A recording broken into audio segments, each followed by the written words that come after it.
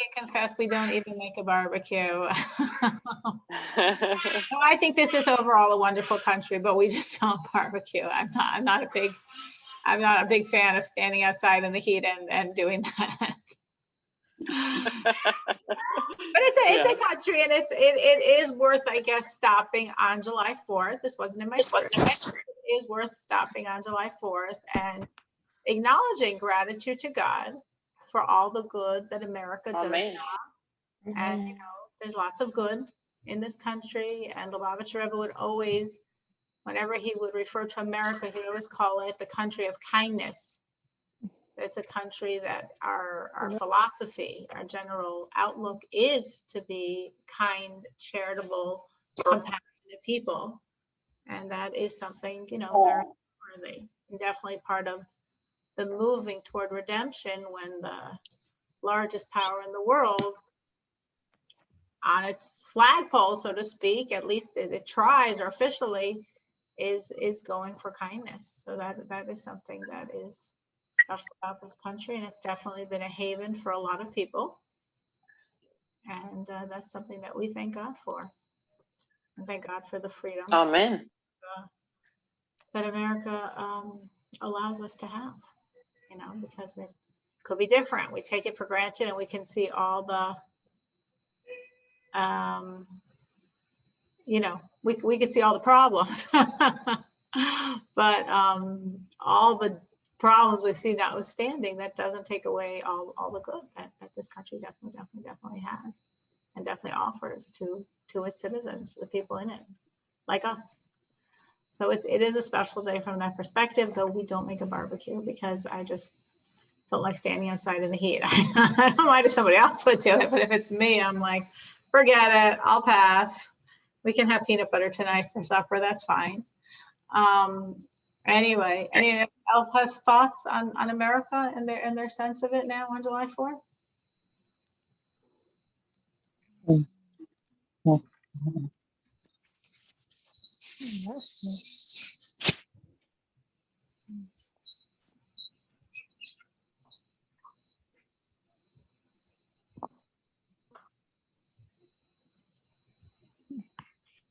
I think that was beautifully said. I don't have anything to add, but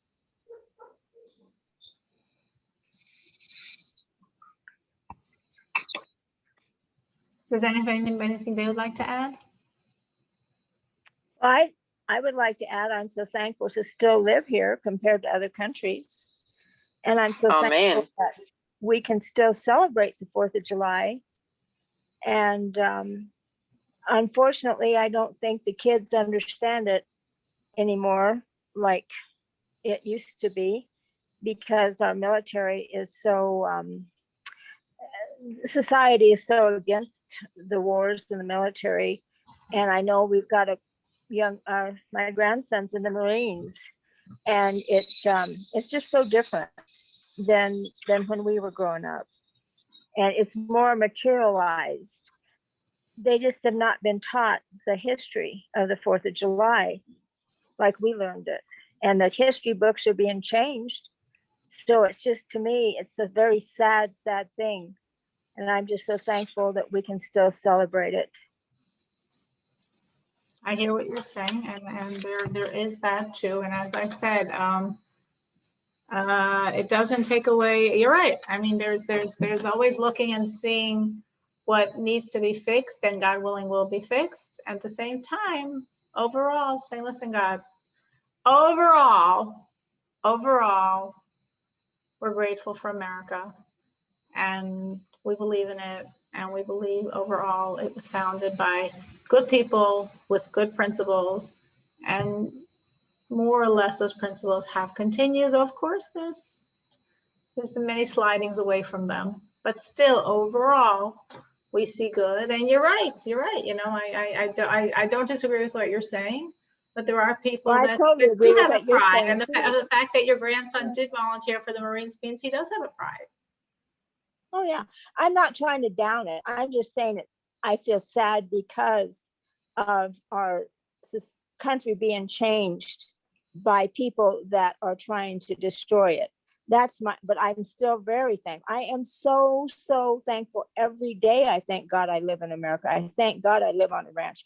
I thank God I don't live in the city. I thank God for the wonderful place he's giving me away from all this. I don't even know it exists, quite frankly. I mean, people, I'm pretty isolated and I don't listen to the news. I don't, I'm just so, so thankful. I am most blessed of all women because I had a husband who worked hard and made this ranch and our lives amazing. And only in America can that happen. I am so, so thankful to Hashem for all he's given me, all of it. And I just wish everybody could have the same chance. And I'm not seeing that nowadays because of what's being taught in schools and what's being taken away. That's my point. I am so grateful for America. I hear you. I hear you, everything you're saying. I totally hear it. I totally get it. I totally hear it. Absolutely. Anyone have anything else they'd like to add on July 4th, thinking about our country, besides for Jenny? I'll just mention that, like with the military aspect of it and everything, like, I'm definitely seeing more support for our military, now, especially like as my husband retires and everything, versus the people, in Vietnam, for instance. So, I mean, I definitely see very positive things too. I definitely don't feel like it's, all negative in any way. Yeah, I agree. I mean, I think it comes down to your world, right? Like my family is very heavy in the military. So, that's kind of my world, right? And I grew up as they would say an army brat, right? So it's just different perspectives, but yeah. Yeah, absolutely. Yeah, I'm just very like I said, I see so many positive things, like after like all of, the years and stuff that we've put into the military ourselves. And so, yeah, so that's all I wanted to add. It's such an interesting statistic. We have 5 people on and 60% have a connection to the military. That's very interesting. Christelle and Danielle and Dixie. Oh, that's very interesting. Very I was in the military myself, so me and my husband count as 2. So yes, I have I didn't know military that. background That's too. very interesting. Yeah. Oh, wow. Yeah, that's right, Loretta. I remember that. Yeah, it's very interesting. Yeah. Like almost all men in my family on my side have been in the military, and then even a few women as well. But same here. Interesting. Yeah. Wow. My mom, my dad, my uncle, my brother. Yeah, same here. My mom. Yeah, my mom All of and my those, dad. yeah. Yeah. Wow. All right. So sorry. We just upped it to 80%. Wow. Pretty Yeah, impressive. that's how my Actually, every parents met American each on. other.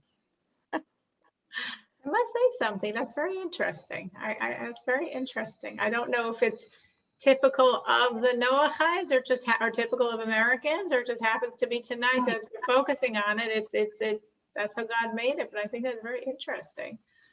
But definitely there is, for someone who did serve or has family who served, there's definitely much more sense, as Dixie's saying, of an awareness of what really July 4th is about, and a real appreciation and a real I know for myself, like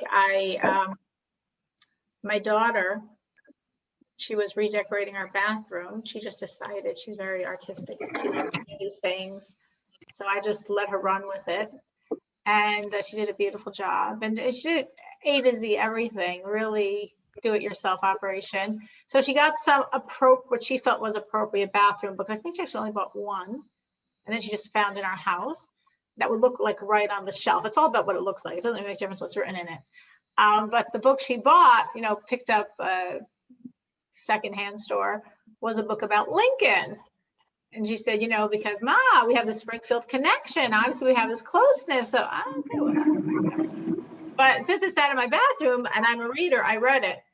And it was very strong to me, going back to the Civil War, it was very strong to me, God's involvement in America. Now, obviously, this book was not written. I have no clue if that wrote it is religious on any level. So she definitely, the author didn't write it as like a God intervention. But I never really knew this, even though I've been to Springfield many times. I've been to the Lincoln Museum, and I love museums, and I love that museum. But it's very much more clear when I was reading the book that it was truly so many, as I would call it, God orchestrated details that made Lincoln president. And if this had happened, or this had happened, or this had, it was all like, very, very carefully orchestrated, a very careful tapestry of God putting many things into place that made it just sort of morph into him getting the Republican nomination and then him being elected president. And I remember feeling very strongly, and because of being in Springfield and the Springfield Museum, I anyway had this connection to Lincoln, but I remember feeling very strongly like, wow, look at God, like doing his thing, doing his thing for the sake of this country that was at that time still a much more of a newbie, like much more in a nebulous stage, but God already knowing what it was supposed to be, what it would become, putting things in place to put exactly the president needed in a very unique quality to lead the country, and the exact balancing act he did throughout his presidency in the Civil War. And it was, to me, a very strong sense of like God's direct involvement in America. Of course, it's not only in America, it's every human being, and there's 8 billion of us, and it's every country in the world. And obviously, the larger the country, the more powerful country, we're told, the more powerful angel involved in guiding this country's affairs. But definitely when I was reading that book, especially that part of the book, it was so strongly to me the sense of like, God saving America, God doing something nobody understood and didn't make any sense, and nobody saw why it happened, and everybody was sort of weirded out or disappointed by it. But it's like, God knows what he's doing. He's running the world. He's putting in place exactly what needs to be in place to make this the best possible situation. And so it is always, that a lot of times we don't understand. Most of the time we don't understand. And we just have to go with that trust. And sometimes we have this beautiful gift called hindsight that we look back and say, oh, okay, it really was you. And it really was for the best. And you really did make it all work out in small things, in personal things, and in global things as well. Very interesting talking about America, and I don't know. I heard this yesterday, and I thought it was, I wasn't planning on bringing this. This is, by the way, not our class. Our class is here. This is spontaneous. But I saw this yesterday. I heard this yesterday. I was very like wowed. The newly elected president, actually not called president, prime minister of Israel, came to Washington to meet with Biden, and he went into, I guess, the Oval Office with his secretary. His secretary happens to be an Orthodox woman who happens to be the mother of 12 children, which is like, not so unusual in our Orthodox Jewish world, but obviously in the world out there, it's whatever. And somehow this came out in the conversation that she's the mother of 12. And when Biden heard this, he literally, you could see the picture, he like sort of bent down and kneeled in front of her. Like, I have to salute a woman, mother of 12, who obviously is also very successful in her career, to be the personal aide, I guess, or secretary of Israel's prime minister. So that was like sort of cool. And then when you dig it up a little Kabbalistically, it becomes much stronger, not just like, oh, that's a cute picture, but it really resonates with a lot of spiritual energy. It's based on a lot of Kabbalistic concepts. I wasn't preparing to do this, so I'm trying to think how to say it in just like a sort of thumbnail way. But women represent God's energy of sovereignty. God's 10th power, his power of creation, is a power represented by a woman. This woman's name happens to be Rebecca, which that name Rivka is God's strength. So it's a woman, it's sovereignty, it's God's sovereignty, God's creation, and channeled through strength, because that's what Rebecca stands for. Rebecca stands for. And Kabbalistically, when we speak of the unfolding of the redemption, one of the very strong themes is how the nations of the world will submit themselves to God and will honor God to the degree that it says that the kings will serve you. It's a verse. And it will be that the kings will be your servers, and their officers will aid you. So it was just very interesting, this concept of the current de facto king of the largest power in the world, literally kneeling in front of a woman representing God, representing sovereignty, representing God's strength. And it felt like a very interesting beginning of the fulfillment of this concept of the nations recognizing God and serving and helping the Jewish people.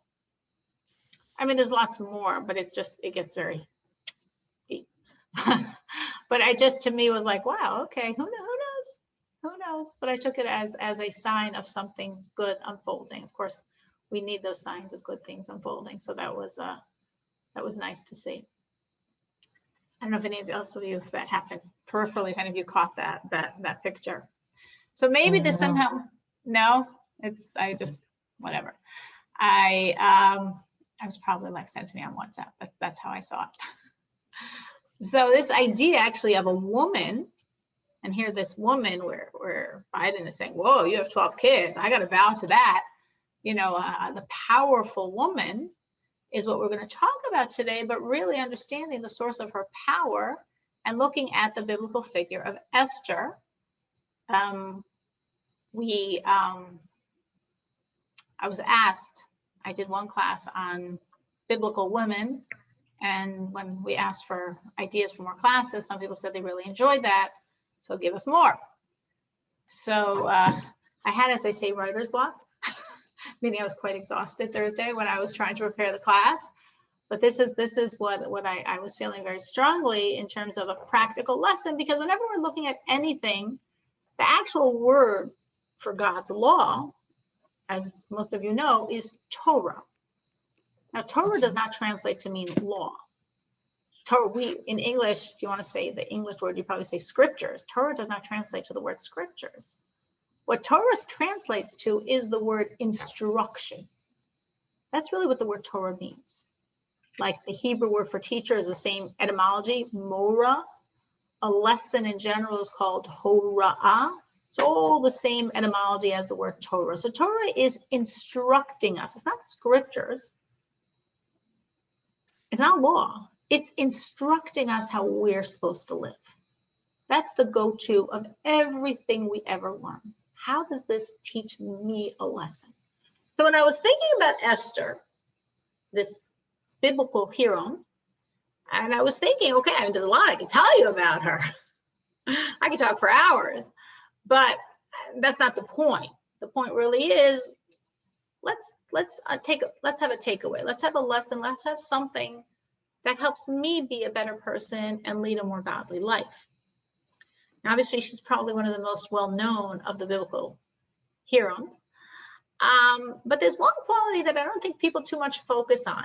So I assume maybe this wasn't known to you, which is always nice to learn something new. And I really think it's the key to her strength.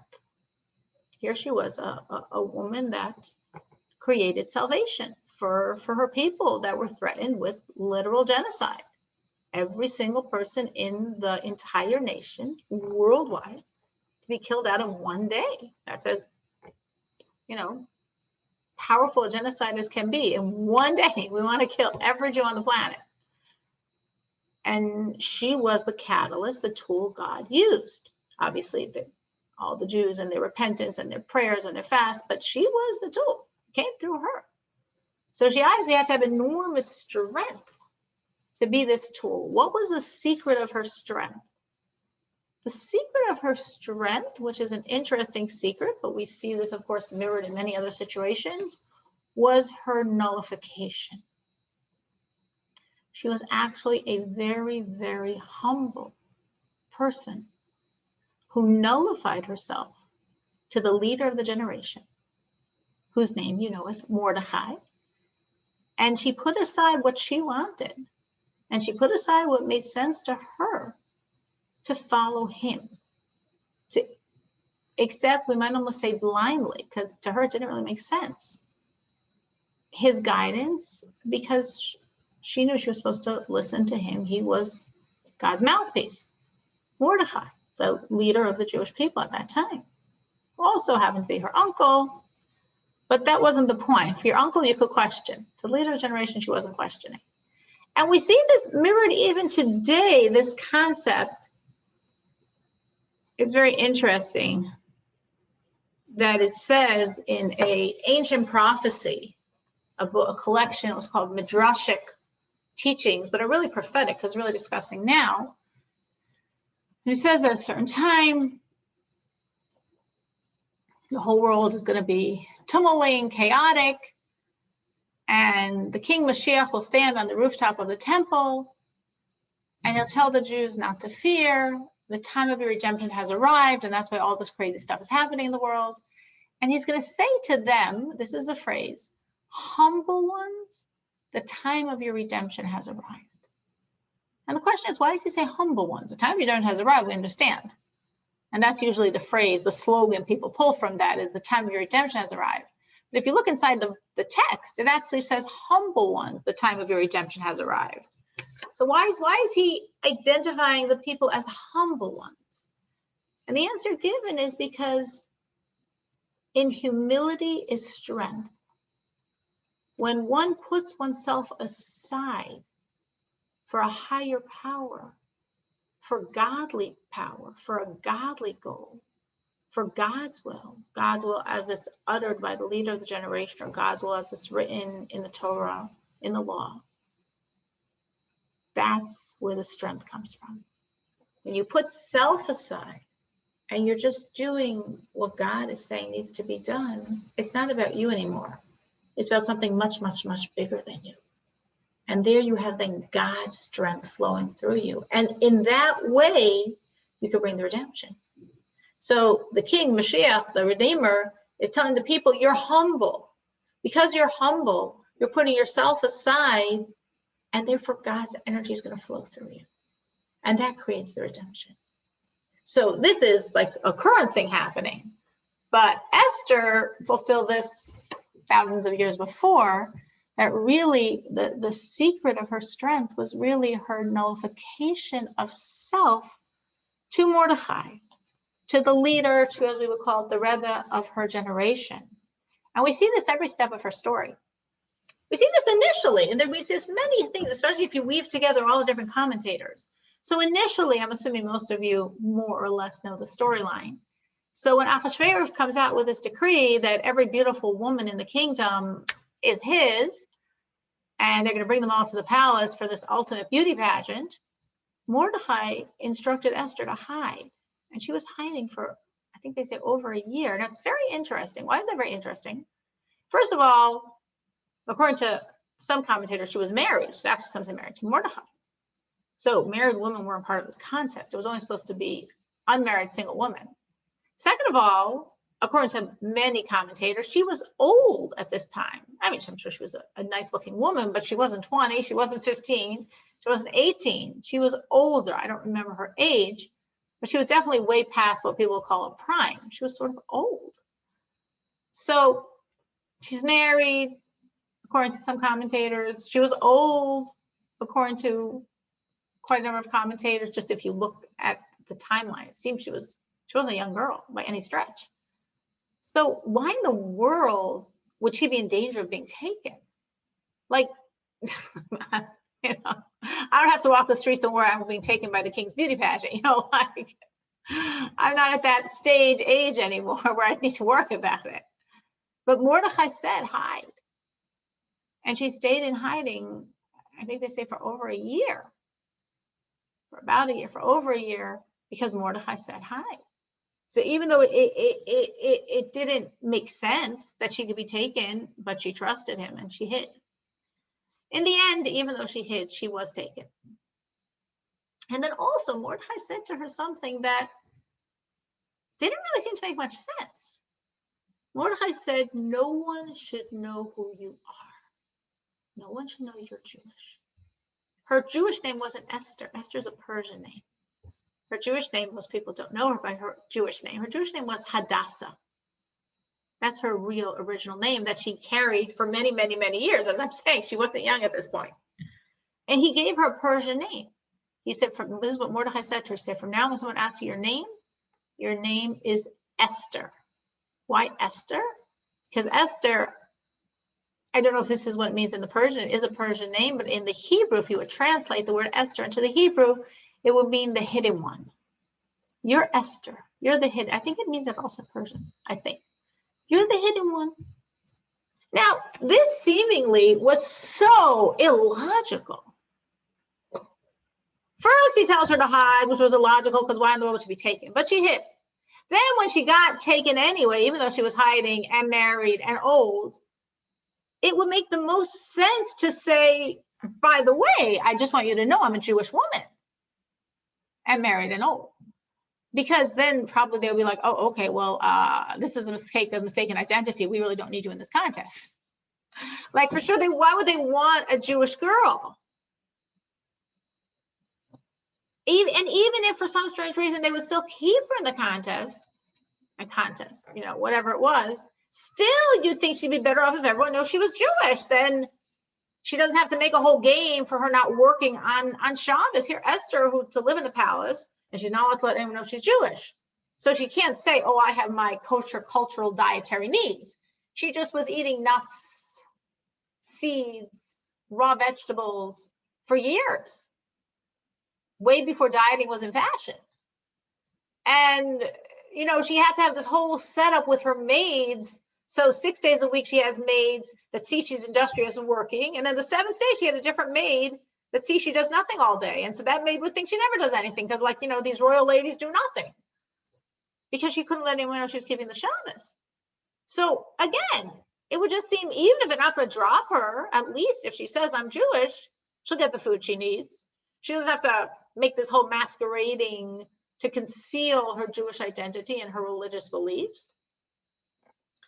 So here she has to subside on these nuts and seeds. She has to go through all this, secret disguising, masquerading issues to conceal her Judaism. Why? What's the point? It truly didn't make any sense. But Mordecai said, she put what made sense on the side. She just listened to Mordecai. So she went, and she didn't say she's Jewish, and she didn't say she's married, and she didn't say her age, and she got taken, and she eventually got to win, so to speak, and be the queen, and the king kept trying to get her to say what nation she's from. He knew he rules the whole world. She never revealed her nationality, no matter what pressures he put on her. She never slipped in anything that he could find out that she was a Jew. Why not? Because Mordecai told her not to. And then we see when Haman, when he made this plot against the Jews, he tried to keep it secret. He didn't want them finding out, at least not until, things were very, very, very established against them. But Mordecai found it right away through his prophetic spirit. And then he told Esther, you have to go to Ahasuerus. You have to now plead the case. You have to save the Jewish people. And she said something very logical. Now, again, this decree was a year away, as I think we once learned Purim here and explained to you the details of the story. I think we went through this. This was a year away, the decree. She is now 11 and a half months away from this fated D-Day. She's got plenty of time, so to speak. Mordecai says, you have to go now. You have to go to the king. You have to annul this decree. And she's like, but we all know, everyone knows this in the whole country, that if you come to the king unannounced, he kills you. And I haven't been called to the king for 30 days, meaning the king's not so interested in me. I'm chilling. She was, thank God that he wasn't so interested in her. But she's saying, I don't feel at the moment I have so much pull. I don't feel that our relationship is at such a point that if I go, he'll just, remember all the fun times we just had together, or feel so much love for me that he's gonna, like, stretch out his scepter and save my life, let alone listen to me and annul this decree. And Ahasuerus hated the Jews as much as Haman. He knew who he was killing, and he was very happy to get rid of them. So I don't think it's like the right time. Probably I'm the right person, but like, I can't go now to the king. Let's wait. I got 11 and a half months. Over the 11 and a half months, there'll be a time he's going to call me, and we'll have a nice something together, and then it'll be a nice time.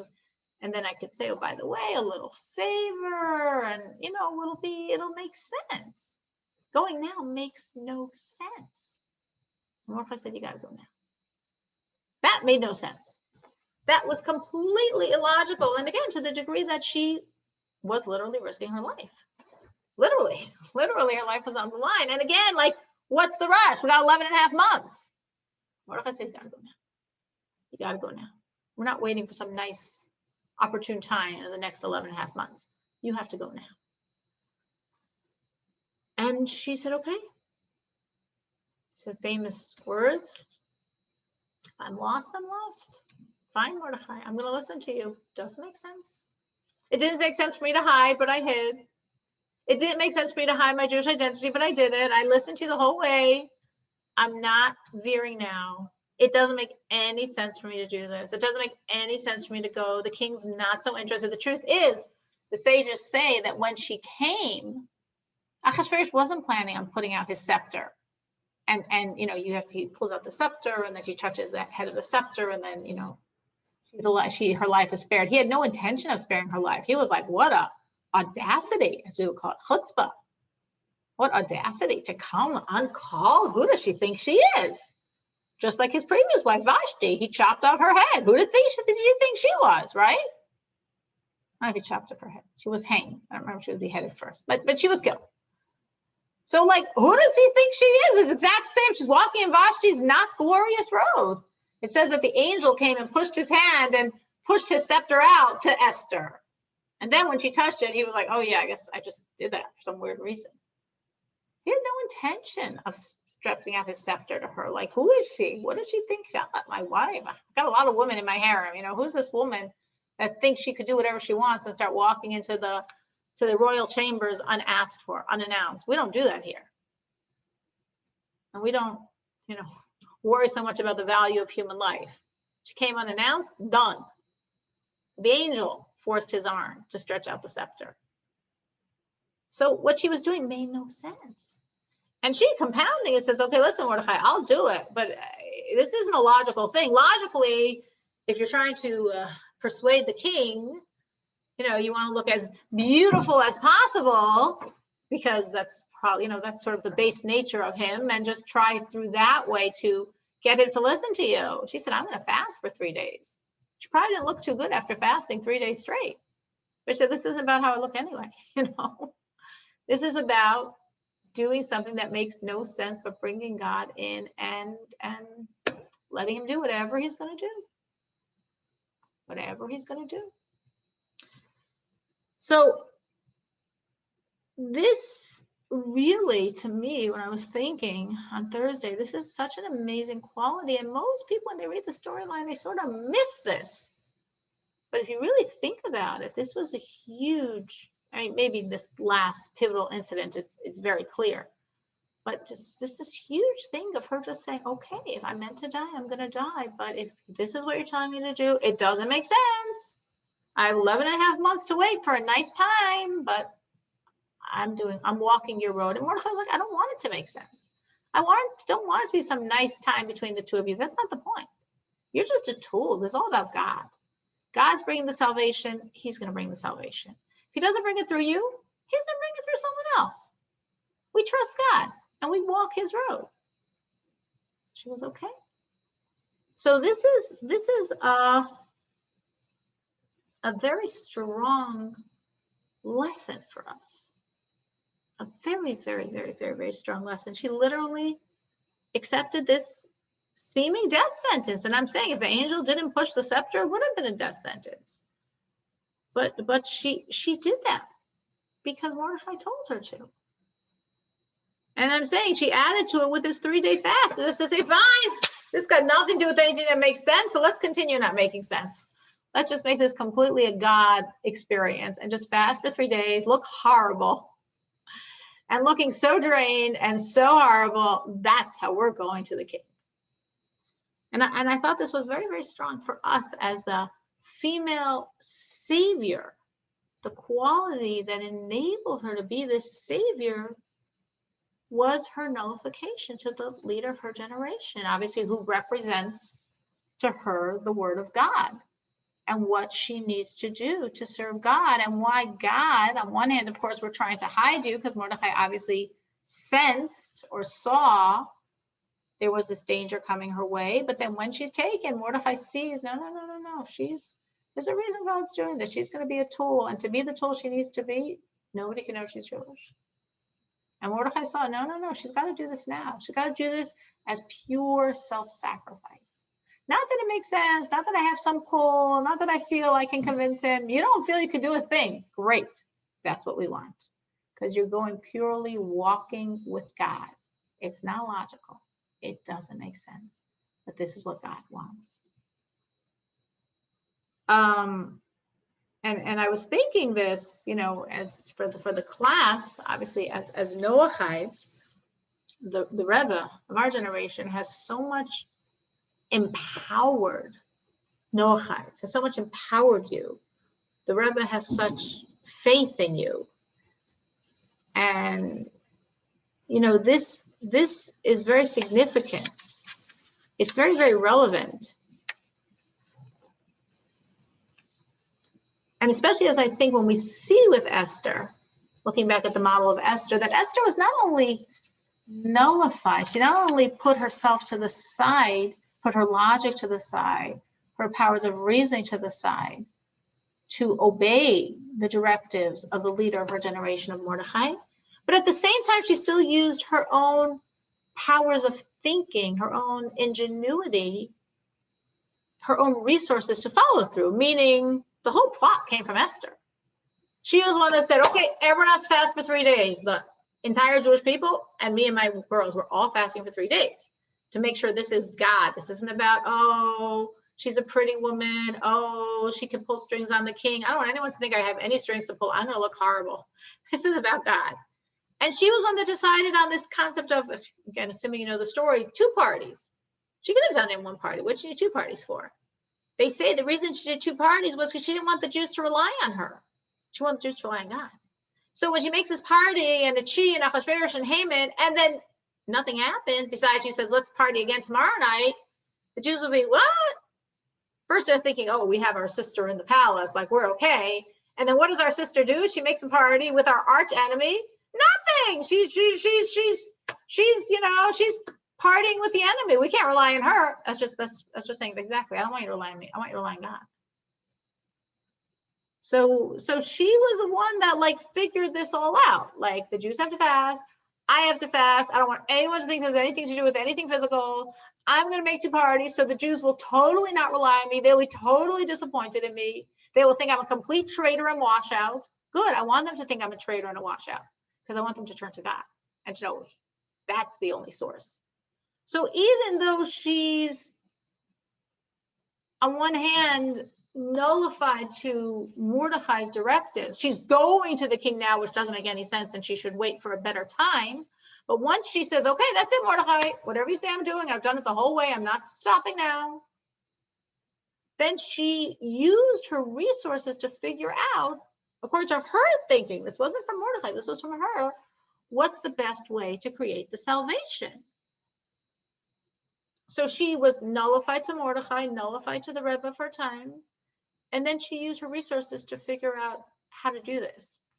And that's very relevant to us. It's very relevant to Noahides, because the Rebbe has so empowered Noahides as the catalyst of the redemption. And yet each one has to figure out, what does that mean for me? How can I impact the world and bring redemption? In other words, the Rebbe is saying, go for it. I'm giving you the green light. I'm giving you all my resources. Just like, as we said, humble ones, the time of your redemption has arrived. When you're humble, when you put yourself on the side, God's energy flows through you. Esther's secret strength was because God flowed through her. Why was God flowing through her? Because she was humble, because she put her own will on the side, because she did what God told her as Mordecai directed her, and she just didn't get involved, except to figure out how. But the mission, she accepted the mission as it was given. So that's true for everyone here. You know, as the Noahide women, you're really the catalyst for redemption of our times.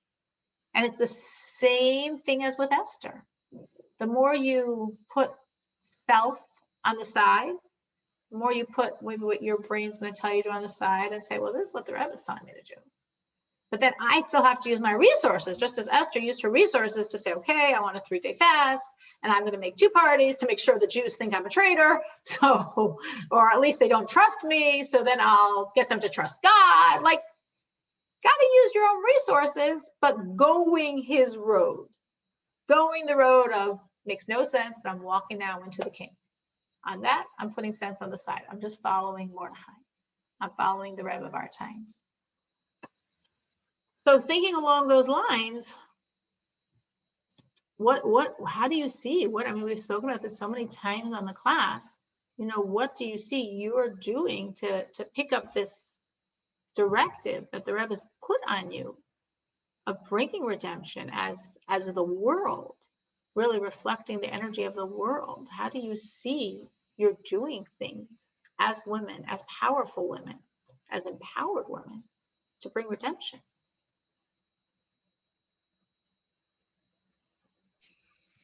I see it by supporting the Jewish people and by following Torah like a Jew in a sense, and by just dedicating myself to bringing others to see that what our real mission in life is for people to all get along, and that God wants us to support each other, because the Jews are the ones that learn Torah and they can teach us. And without their teaching, we fall into the teaching of the Christianity and all the Shituf. That's beautiful. So you're saying both personally, living a godly life is your way to create redemption, and by taking the people you know and bringing them to a realization of having the right values in life. Yes. And I have to add, it was amazing. I think I sent you the rabbi's talk at Jack's grave that day. I don't know if I sent it or not. I'll have to send it, because, you know, Rabbi. You told me it was very, very powerful and that it really changed people's opinions of a rabbi. That you told me. Yes, and I will send it to you. But the neatest thing, one of the neatest things, I mean, there were so many miracles that day. And one of the neatest things was we were at the, I was at the other Rabbi Yoel and Rabbi Bax's house shortly after the service. And Rabbi Bax made the comment, he said, how did you get Rabbi Moshe to do that service? And it struck me then, you know, it was uncommon. We knew that because he had to get permission from a lot of higher up to do that service, because we're not Jews. And it was interesting to hear another rabbi say, how did you do that? And I said, well, it was God for one, because Jack, we went to the synagogue for probably 6-7 years, but for 2 years, they weren't real nice to Jack. And they were pretty much testing him to make sure he was for real. But when Rabbi finally realized that we were for real, that we weren't there to convert him or anybody else, that we want to learn your guys' ways, not vice versa, he became Jack's best friend. He couldn't wait to see Jack, and he was always happy to see Jack. And they came out, he would send the young men out to ride horses and all that kind of thing, you know? So it was just really, that's how I kind of see it, I guess, is, Relationship. pardon? It's like a mutual relationship. And, you know, and I think I see us as people that went in and stuck it out to show that not all people are out to convert them. That there's a lot of us out here wanting to go your way, not the world's way. So that, you know, it's very special to me too, that God allowed that he allowed Jack the strength to take what he took from I mean, a lot of times nobody in the shul would speak to him when we'd go in on Shabbat. They would not even acknowledge him. One man would always acknowledge him, Charles. And actually, he was a Cohen, and they did move to Israel. But by the time they moved to Israel, Jack was very close with Rabbi. And in fact, I have some news. Rabbi Moshe is printing the Tanya in not Westcliff, Ridgeway. I believe it's next week. They're going to print 200 books of the Tanya in Ridgeway. They're setting up printing presses and everything. And 2 pages is dedicated to Jack. That's so nice. And yeah, so I thought that was it's a very special. amazing. It's one of the directives of the rabbis that Tanya should be printed all over, in every place you can. So that's good that they're printing it there, and it's beautiful that it's in his memory. Those 2 pages. Isn't that awesome? Beautiful. So when they study those pages, that's his energy that's going to be affected, that's going to be elevated. That's very, very special. He put on there, it's in honor of John Jack Pring and his date of birth and date of death, and Ben Noach, who supported the Jewish people.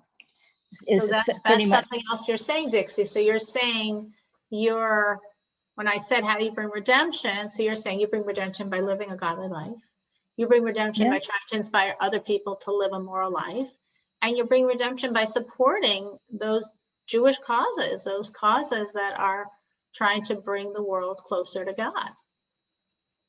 And the other thing that is so exciting is there are so many of my friends that now are leaving Christianity and starting to learn that there is only one God, and they're open.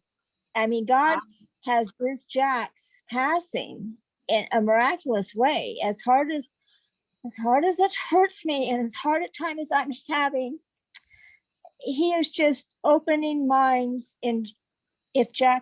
from Jack's passing. Let me put it that way. Wow. So, yeah. So it's miraculous. Painful but miraculous. Painful but miraculous. Very painful. I was just hearing a thought of the Rebbe recently. I mean, not recently. I heard this like today, a few hours ago, where the Rebbe said the difference between a miracle and a kindness is when you experience God's miracle, it puts you in a state of awe. It totally like spikes up your belief in God, but it's a very like awe-inspiring. When you're a recipient of God's kindness, not a miracle, it's a kindness, you feel really close. You want to be really close. But the miracle evokes the awe. And of course the belief, but the awe. Thank you. Someone else could add what they're doing to bring redemption, which of course the Rebbe wants from everyone, because Noahides, not passing the buck, but Noahides as really expressing the energy of the world, have a special ability to impact the world in a way that a Jew doesn't exactly have that same ability. It's different. A Jew has their ability, but a Noahide has their ability. And that's why Noahides are very powerful people, especially as the Rebbe looks at Noahides as very, very powerful people. So Dixie gave us her take, which was very beautiful and emotional. Someone else have something they would like to add?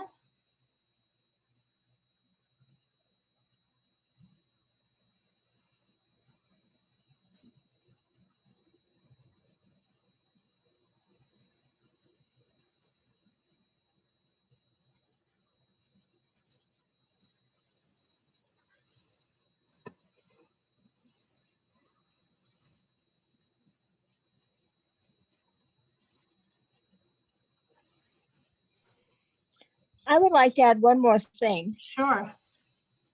I kind of always seen it as going back to Jacob and Esau, and that Esau was supposed to support Jacob, and Jacob was supposed to be the Torah owner, and then that would have made the whole world basically Redemption. redemption. Yeah, and that's what I see happening now.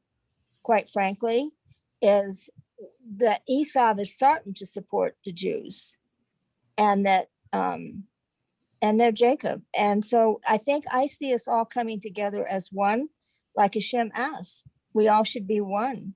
Even in the morning prayers, you know, we all pray that let everything be one. So that's just my extra. I'll share. I'll share a story that happened to me, a little vignette, but I was so blown away, sort of saying what Dixie's saying, how the whole world is merging to be one. So Friday, it was a very cool day. It was very nice. It's been very hot Saturday and Sunday, but Friday was very beautiful. So I went to actually open the windows. So I was going toward my front of my house in the living room to open the windows. And I see through the door, like a very tall man, you know, he's not Jewish, a tall black man standing behind my gate. I have this high gate up because of my son, Dover, who has a tendency to elope.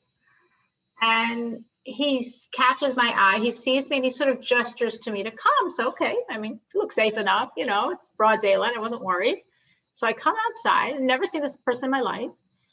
And basically the brief end of the story is a piece of mail had been sent, like from my school. It was supposed to, the address on it was 6237. But the way my secretary wrote the 7, it looked sort of like, it could have looked like a 2 if you weren't looking carefully.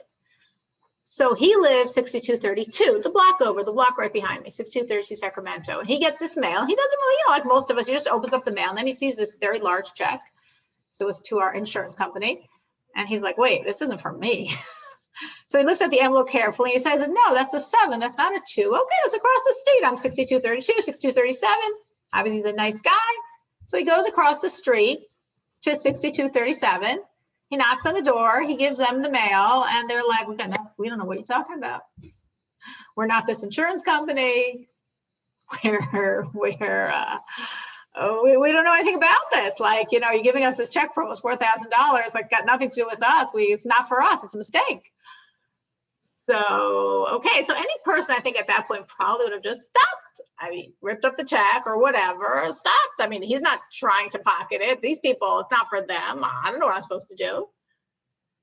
But he went a step further and he looked for the return address, which is my house address, which is directly behind him. I'm 6237 Whipple, literally the next block over. So he's like, oh, okay, it's the next block over. I'll walk over, I'll give it to them. I mean, it's from them. Obviously, they wrote the wrong address. It's from them. It's a big check. Obviously, they don't want it to get misplaced. So he comes to my house, which is, you know, if you walk through the alley, it's a minute walk. But I have this big gate around that he couldn't figure out how to open because my gate's semi-broken. So he's standing outside. He has no clue how to open my gate. Can't get in. He maybe spoke to one of my neighbors. They don't know how to open it either. He says, all right. He went home. He came back a second day. He went home. He said he just kept coming back. And he figured one day he's going to see someone in the house. It took 4 days. Friday was the 4th day where he caught my eye as I was going towards the window because it was a cool day. So I was opening it up. Normally the shades are down and the windows are closed. I don't go anywhere. I mean, not going that direction. And he caught my eye. That's what he was waiting for, standing there to see if he could catch the eye of someone in the house to give me this envelope back. And I was so incredibly impressed. I was like unbelievably impressed. You know, to say it's not mine, I'm not going to think if there's a devious way for me to pocket this check. I understand. You know, to walk across the block, across the street to your neighbor. I mean, I'm sure most normal people would do that. That made sense to me. Even to come to me, like, I got that. But to come to me 4 days, he said I wasn't going to stick it under your gate because, I mean, he's right. You know, my gate's not very close to my door and it could have blown anywhere. It's a little envelope. To come back 4 days in a row could have left a little note like, I have an envelope of yours, you know, call me, come to my house to pick it up. He came back 4 days in a row, just thinking someday I'm going to see them and I'm going to give this to them. I'm just thinking what Dixie is saying of the world merging as God wants it to be, that all of humanity creates a godly world. So I'm like, I don't usually do this because usually if I see someone, first I see someone, I want to give them, we've spoken about these cards that I have, little cards that say the Noahide laws on them, give a website. So usually I give them my pocketbook, hopefully. And then, you know, usually if I see people, I give it to them with some nice line. But I don't usually say, oh, wait, I'm going to give you, I like, you know, I had to, I just said, I have to give this guy this card. I mean, he's a Noahide. He just doesn't know it yet. So I said, I'm really sorry. Can you please wait a minute? I ran to my house. I got a card. I gave it, I brought it to him. I said, like, you must have this because you are already like, obviously on this moral level, you know, it was just so unbelievable to me. The truth is the check wasn't very relevant. I didn't even know the story. It's not my thing. I had no clue this whole, like, why, you know, whatever. It was, the wrong address was written and the check was mailed months ago and we paid it a different way. You know, the check was not the main point. It wasn't like we were waiting and wondering where the check was. It was the integrity of this person and me being able to interface with that integrity for a minute just was such a, everything's God's divine hand. And to me, it was exactly what Dixie's saying. It was just such a sign of like where the world is. Because we could get discouraged and we could see other stuff and we can feel, you know, like Dixie was saying initially, you know, people really understand the Fourth and America and all that. You can see that. I mean, it's out there. But you could also like refocus your eyes and just see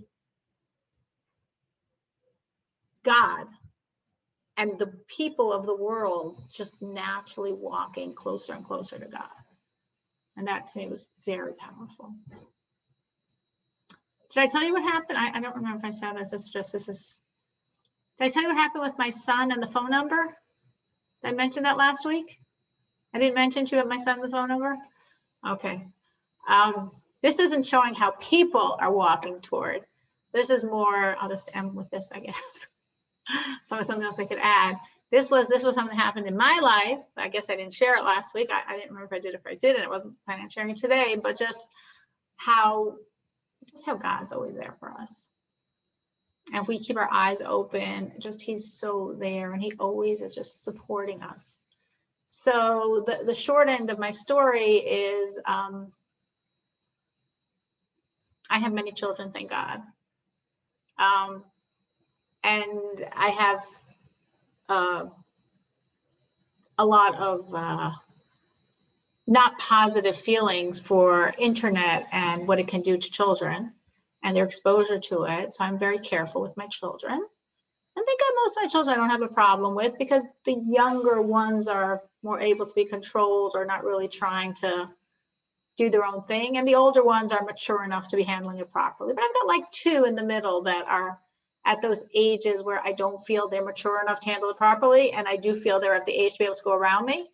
So I've got 2 like that, a 16-year-old and 18-year-old. And they're both away now. And they're both harassing me to get them a phone and a plan. And I'm like really nervous. Phone, plan means data, means internet, means whatever filter I put on, they'll get around. So I was very uncomfortable. Anyway, so I decided for this older one, the 18-year-old, I would get him a talk and text plan, no data, no data, no data. But I was still nervous about it. Because I don't know what kids can do nowadays. They could take something that has no data and somehow put data on it. I don't know. I know they're way too smart with all these things. So I'm in the T-Mobile store.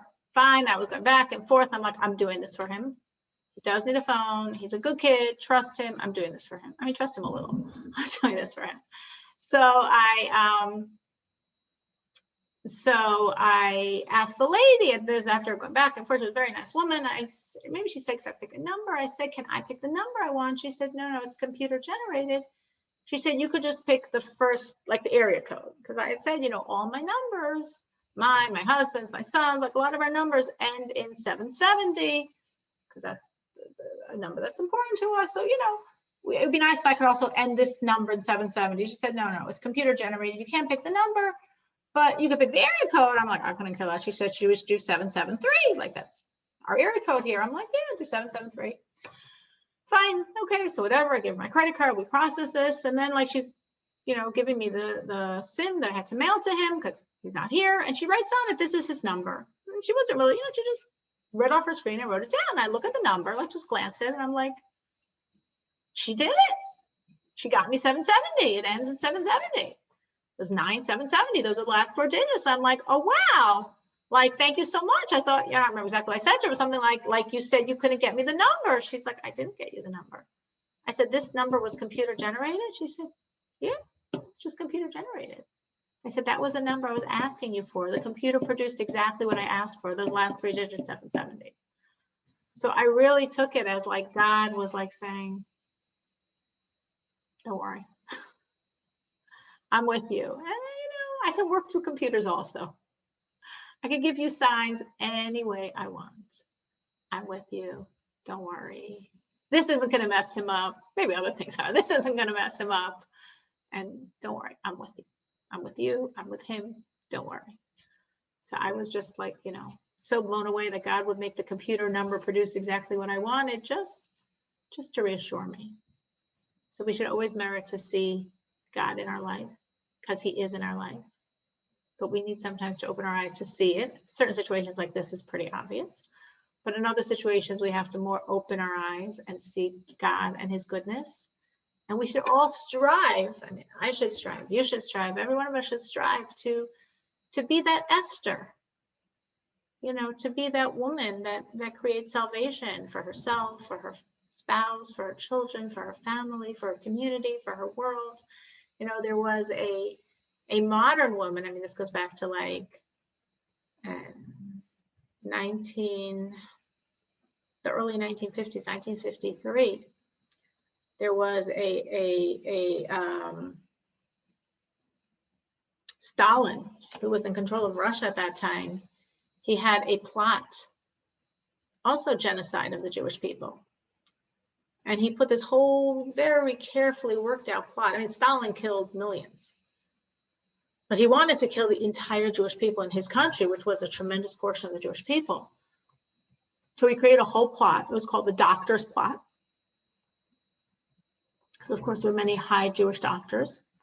And they were making a plot that the doctors had plotted to kill Stalin, or I don't even know if it was Stalin, some people high up there in the government. He arrested 10 Jewish doctors. And the plot was, this was all worked out, that we're going to create spontaneous, like pogroms. Like we're just going to spontaneously, like the people, not coming from us, of course, but the people will spontaneously protest, you know, with a lot of propaganda being poured at them every minute against the Jewish people. Through all these uprisings and pogroms and just riots, they'll kill out 1/3 of the Jews. And then we, Mother Russia, to protect the Jewish people who otherwise will be killed by all of these riots, we're shipping them to far, far Siberia in these open cattle cars in the freezing Siberian without any food or water. So from when they leave until they get to that place in Siberia, half of them are going to die. So we'll kill another 1/3 of the Jews. And there, the 1/3 that still somehow survived, they'll die there. Through the harsh labor in these concentration camps, special things we built in this, you know, sub-zero weather, new barracks we build with window openings, but no windows in them, just to let the ice in, and, you know, all this that we could do to literally kill every single Jew in Russia. And so he put the plot in motion, and they arrested these 10 doctors, and they tortured them for them to confess. And meanwhile, they're pouring this propaganda against the Jews all across Russia. So as he said, of course, as they plotted, you know, led by leaders and the police and the army, there's these spontaneous riots against the Jews all over Russia. The Jews are terrified, like to leave their homes. Even in their homes, they're terrified. As people, any Jew on the street was a target. And meanwhile, we have these doctors being tortured. The goal was that every doctor would confess, would sign to being part of this plot to kill Stalin or maybe other top leaders. And then they would have a court case where the doctor's own testimony would be used. And then because of this court case, boom, and this whole plan will be unleashed to kill every Jew in Russia. There was one niche in his plot, a woman doctor. One of the doctors arrested was a Jewish woman. I don't know if this was her name or not, but they called her Esther because every other doctor signed, and she was tortured day after day after day, and she refused to sign.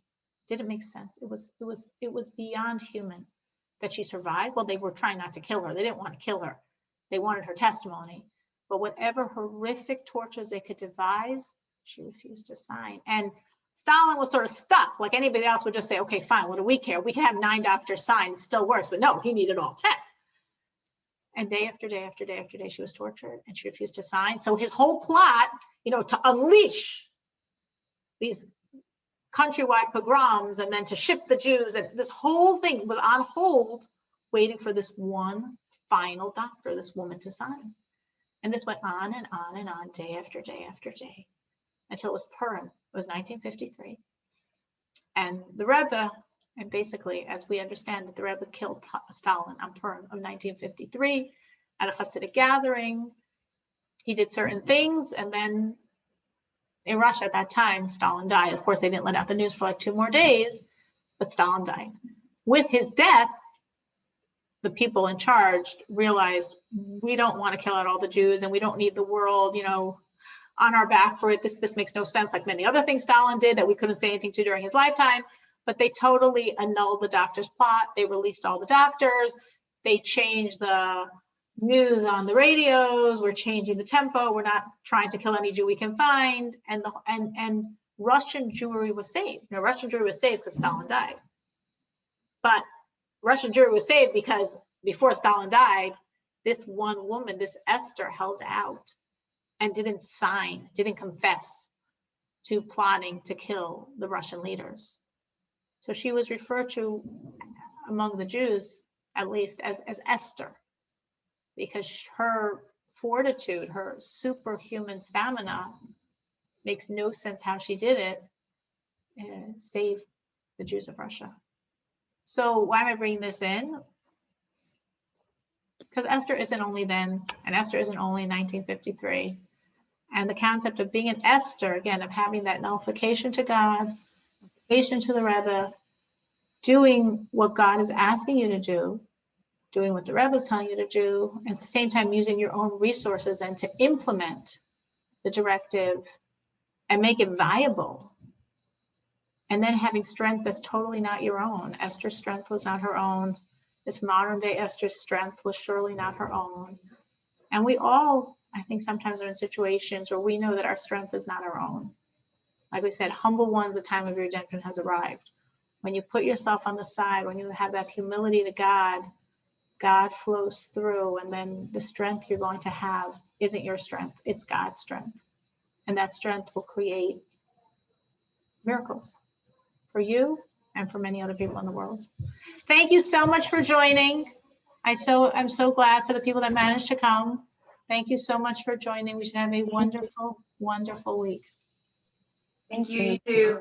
Bye. Shabbat Tov. Thank you. Thank you. Shavua Tov.